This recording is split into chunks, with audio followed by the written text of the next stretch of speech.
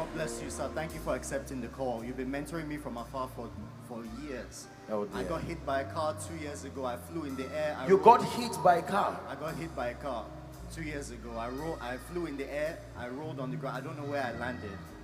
Since then, I've had pain in my knee. I couldn't stand without pain. I couldn't do anything without pain. Yes. I spent over 1,000 pounds on physiotherapy, on going to the chiropractor. Nothing worked. It only helped it a little bit. Yes. As you told us to lay hands, I thought, no, it can't be me. But I said no. Check yourself. Any pain?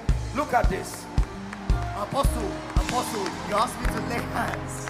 I laid hands and I felt Holy Ghost fire on my knee. Holy Ghost fire on your knees. Holy Ghost fire. So now there's no more weakness, only strength in my knee. Walk. No pain. Look at this. Let every other name say